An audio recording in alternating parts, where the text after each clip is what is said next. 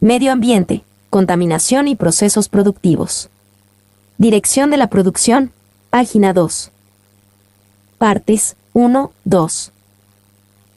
Se distinguen tres tipos básicos de biodiversidad: diversidad de especies, diversidad genética y diversidad de ecosistemas.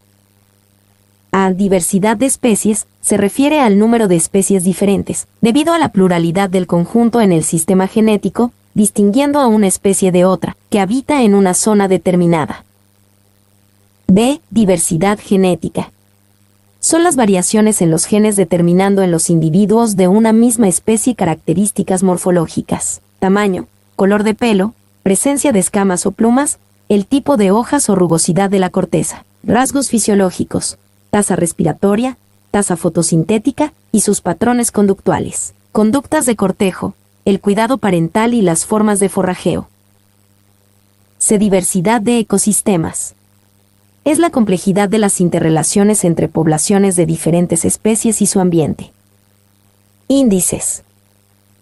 Los índices de diversidad se calculan a través de expresiones matemáticas que relacionan el número de especies de una comunidad y los valores de importancia tales como número, biomasa, productividad, etc., de los individuos. Conservación. La conservación del ambiente y del ecosistema son de gran importancia para los seres vivos, pues de esta depende la calidad de vida de estos, y la probabilidad de que una especie continúe existiendo en el presente o en el futuro cercano, pues en su hábitat poseen riesgos y amenazas por parte de los predadores, donde la misión principal de estos es la reproducción, y así lograr de una manera u otra el bienestar en cada uno de los seres vivos que habita en determinada biosfera. Unidad 2. Medio ambiente, contaminación y procesos productivos. Capítulo I. 1. Conceptos previos. Durante el siglo XX, el gran avance científico y tecnológico del ser humano da como resultado aumentar la calidad de vida material, elaborando utensilios domésticos que son utilizados en todos los campos de las actividades humanas, sin importar el deterioro del medio ambiente y el daño que le causaba a la flora y fauna, con la creciente contaminación de ríos, mares y suelos por la emanación de desechos que eran arrojados al medio ambiente, por la falta de ética ecológica, intereses económicos. Consumismo, desinterés e ignorancia, llevaron al individuo a bajar la verdadera calidad de vida, con posibles incrementos en el deterioro de la salud por el ambiente contaminado, y por consumir vegetales y animales que a su vez se han alimentado en un ambiente deteriorado por no haber promovido e implementado un desarrollo sustentable en base a la ética y los valores. Situación mundial del medio ambiente. El manejo del medio ambiente y los recursos naturales es crucial para el crecimiento económico y el bienestar humano. Los recursos naturales renovables regulan el aire, el agua y el suelo de los que dependen los organismos. La problemática ambiental hoy día tiene una dimensión global, involucra a todo el planeta, que habla permanentemente de su contaminación general, que afecta a todos los ecosistemas del planeta, deteriorándolo y con el pasar de los tiempos llevarlo a su destrucción. En un esfuerzo por reducir el calentamiento global, se establece el Protocolo de Kioto, que busca que en el periodo entre 2008 y 2012, los países industrializados reduzcan sus emisiones de gases de efecto invernadero en un 5.2% con respecto a las emisiones de 1990. Dicho acuerdo entró en vigencia en 2004, sin embargo no todos los países lo firmaron, siendo el caso de Australia y Estados Unidos, este último responsable del 36,1% de las emisiones mundiales. Dentro del protocolo se establecen metas individuales para cada país o región.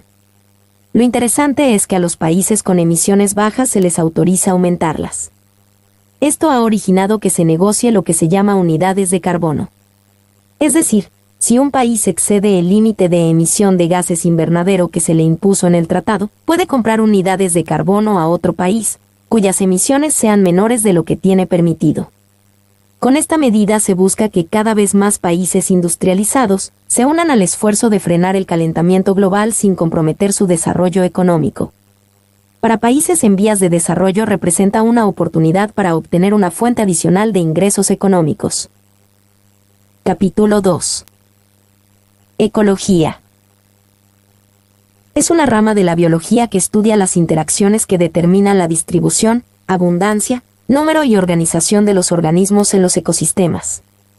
Es la especialidad científica centrada en el estudio y el análisis de la relación existente entre los seres vivos y el entorno que los rodea, es decir, la combinación de los factores abióticos, luz, temperatura, productos químicos, el agua, la atmósfera, el suelo, y factores bióticos, organismos que comparten el hábitat.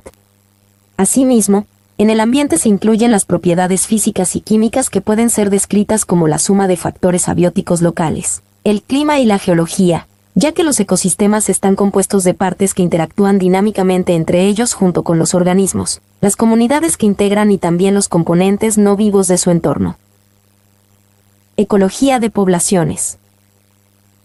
Es una rama de la demografía que estudia las poblaciones formadas por los organismos de una misma especie desde el punto de vista de su tamaño, número de individuos, estructura, sexo y edad, y dinámica, variación en el tiempo. Comunidades y ecosistemas. Las comunidades es el conjunto de organismos de todas las especies que coexisten en un espacio definido llamado biotopo, que ofrece las condiciones ambientales necesarias para su supervivencia. Los ecosistemas es el conjunto de biocenosis que se relacionan entre sí, en función del medio físico en el que se desarrollan. Ecosistemas acuáticos. Son cuerpos de aguas saladas, océanos y mares, y de aguas dulces, ver anexo número 2, donde sus componentes vivos, vegetales y animales conviven y se desarrollan en las mismas. Los animales y las plantas que viven en alguno de estos dos tipos de ecosistemas cuentan con naturales características que les permitirán subsistir en las condiciones que priman en los mencionados ecosistemas de agua. Océanos, gran extensión de agua en el planeta, conformando la mayor parte de la superficie del planeta.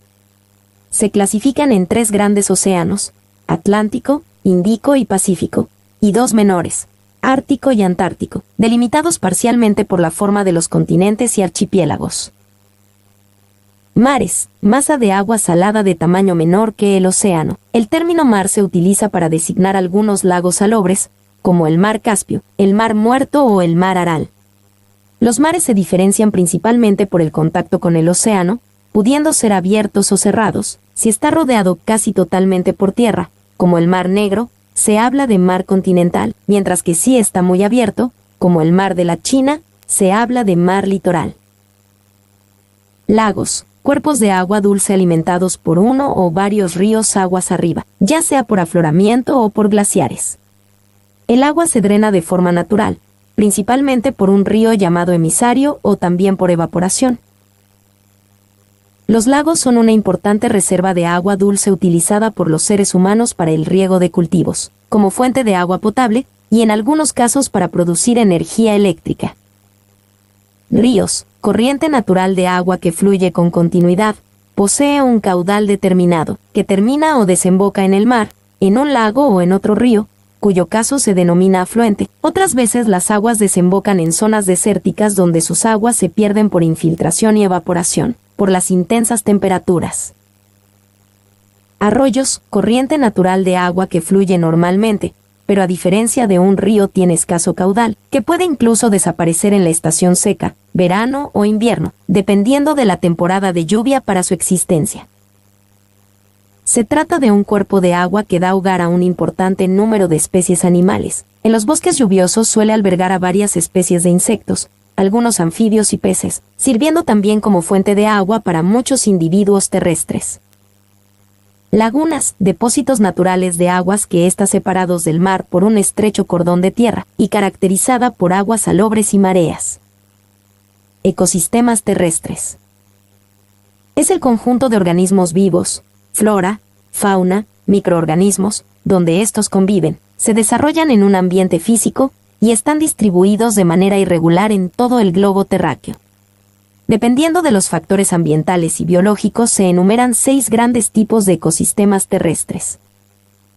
Desiertos, tundras, selvas, taigas, sabanas, estepas, praderas.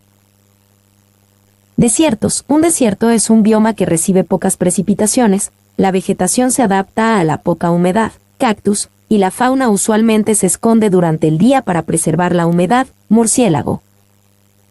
El establecimiento de grupos sociales en los desiertos es complicado y requiere de una importante adaptación a las condiciones extremas que en ellos imperan. Los desiertos forman la zona más extensa de la superficie terrestre. Con más de 50 millones de kilómetros cuadrados, ocupan casi un tercio de esta. De este total, 53% corresponden a desiertos cálidos y 43% a desiertos fríos.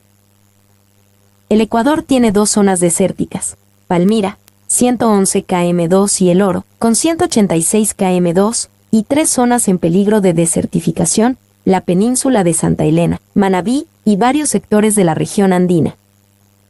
Tundras.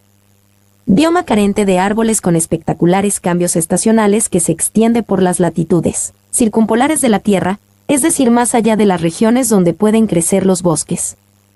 La ausencia de árboles y la presencia de una capa continua de permafrost se pueden considerar como las dos principales características distintivas del bioma de la tundra. Selvas. Bosques lluviosos que se caracterizan principalmente por albergar árboles de gran altura y una extensa cantidad de especies de fauna y flora. Tiene los hábitats más importantes del planeta, lo que la hace el bioma con mayor biodiversidad. Taigas son biomas con inviernos largos y fríos, con fuertes nevadas en los meses de inviernos. Sus veranos son cortos, con climas húmedos y lluviosos en esta época. Representan más de un tercio de la superficie forestal de nuestro planeta, encontrándose en áreas de América del Norte y Eurasia. Resulta poco alterado por la acción humana, ya que los suelos no son aptos para el desarrollo de la agricultura, la calidad del suelo es pobre, carecen de los nutrientes esenciales para soportar a los árboles grandes. En esta zona el suelo es muy delgado debido al clima frío. Normalmente las hojas que caen de los árboles son un tipo de fertilizante natural que puede ser muy beneficioso para el suelo. Sin embargo, las coníferas de hoja perenne tienen ácido en sus hojas y en ende deterioran la calidad del suelo en esas áreas. La temperatura media de la taiga se sitúa entre los 0 grados centígrados y los 5 grados centígrados. Las precipitaciones en la taiga son escasas, entre 160 y 320 milímetros anuales. La explotación maderera y la caza de mamíferos ocasionan los mayores perjuicios a este bioma. Sabanas, espacios geográficos que se encuentran ubicadas en zonas tropicales y subtropicales, se caracterizan por tener área de hierbas y arbustos bajos en la cual la vegetación no abunda o es de baja altura. El clima es por lo general seco, con estaciones cálidas y calurosas, pero también con amplitud térmica, considerándose como zona seca de transición entre selvas y semidesiertos. Los animales no cuentan con muchos espacios para protegerse de sus depredadores, debido a la falta de vegetación. Es por esto que la mayor parte de mamíferos herbívoros, presas de felinos y otros animales, se aglomeran en manadas con el fin de minimizar las agresiones y los posibles ataques de sus depredadores. La sabana es característica de algunas regiones del planeta, especialmente en diferentes partes de África, donde los territorios naturales se mantienen y donde encontramos gran parte de los animales salvajes más reconocidos, tales como la jirafa, el elefante, los búfalos y los grandes felinos. Estepas son biomas propios del clima seco de latitudes medias. Es una formación vegetal en la que predominan las gramíneas y escasean los árboles debido a las pocas lluvias, ya que el agua es uno de los factores responsables del desarrollo de los suelos. Comprende territorios llanos y muy extensos, con climas semiáridos y continentales, menor humedad, donde el suelo contiene muchos minerales y poca materia orgánica, por lo común menos que en las praderas. Son suelos duros y de color rojizo. Las temperaturas pueden ser muy altas en verano y muy bajas en invierno, a las cuales se suma la amplitud térmica que se experimenta entre el día y la noche, elemento característico de los climas áridos y semiáridos. Su vegetación es de poca altura y su composición casi mayoritariamente herbácea o a partir de arbustos. Son lugares con poca fauna. Ejemplos de animales adaptadas a este medio son águilas, algunos tipos de caballos salvajes, canguros, roedores, entre otros. Praderas. Ecosistema que se encuentra principalmente en las zonas templadas del planeta, considerada como uno de los ecosistemas más accesibles para el hábitat del ser humano por su clima. Cuenta con espacios llanos, vegetación relativamente baja y controlada, con climas templados y con una belleza indescriptible. Su fauna comprende roedores, armadillos, coyotes, entre otros. Capítulo 3. Tratamiento de aguas residuales. El tratamiento de aguas residuales consiste en una serie de procesos físicos, químicos y biológicos que tiene como fin eliminar los contaminantes físicos, químicos y biológicos presentes en el agua efluente del uso humano. 3.1 Parámetros de caracterización. Parámetros que intervienen no solo en la calidad de las aguas, sino en el mantenimiento de la instalación. Pretratamiento. Consiste en emplear rejillas, tamices y microfiltros. Rejillas retienen basuras, material sólido grueso que pueda afectar el funcionamiento de las bombas, válvulas, aireadores, etc. Se construyen con barras de 6 milímetros de grosor y son instaladas a 10 centímetros de distancias. Los tamices. Se instalan después de las rejillas con aberturas menores para remover un porcentaje más alto de sólidos, con el fin de evitar atascamiento de tuberías. Tiene una inclinación particular que deja correr el agua y hace deslizar los desechos por fuera de la malla. Los microfiltros son planillas giratorias plásticas o de acero, por las cuales circula el agua y recogen los desechos y las basuras en su interior. Tratamiento primario. Mediante el tratamiento físico se dejan asentar por gravedad los sólidos en suspensión. Las bacterias que crecen en este medio, juntos con otros sólidos, se retiran en un tanque de sedimentación secundario y se hacen entrar de nuevo al tanque de ventilación. Se retiran alrededor de 60 a 65% de sólidos sedimentables y de 30 a 35% de sólidos suspendidos. En el tratamiento químico se le añade sustancias químicas que permita la coagulación de los desechos, la neutralización del pH y la eliminación de contaminantes volátiles como el amoníaco. Tratamiento secundario. Se trata de eliminar desechos y sustancias que con la sedimentación no se eliminaron. Se utilizan bacterias aerobias que digieren la materia orgánica que llevan las aguas, porque a los tanques se le adapta sistema de burbujeo o agitación que garantizan condiciones aerobias para el crecimiento de estas bacterias. Posteriormente se conduce el líquido a tanques cilíndricos, con sección en forma de cono. Para la decantación de los lodos, el agua que sale contendrá menos impurezas. Tratamiento terciario.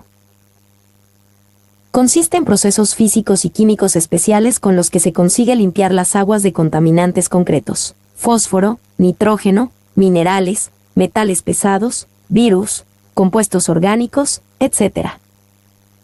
Una mejor posibilidad consiste en agregar uno o más estanques en serie a una planta de tratamiento convencional, de modo que se puedan emplear los efluentes para el riego de cultivos o zonas verdes y en acuicultura. Desinfección. Proceso físico o químico que mata o inactiva agentes patógenos, bacterias, virus y protozoos, impidiéndole su crecimiento. Plantas de tratamiento. Son estructuras artificiales donde se propicia el desarrollo controlado de un proceso natural que permite reducir a niveles convenientes el contenido de materia orgánica y de sustancias de carácter físico, químico y biológico, para disminuir la contaminación de las aguas residuales domésticas antes de su descarga al medio natural para favorecer la recuperación y conservación de la calidad de las aguas de las fuentes receptoras.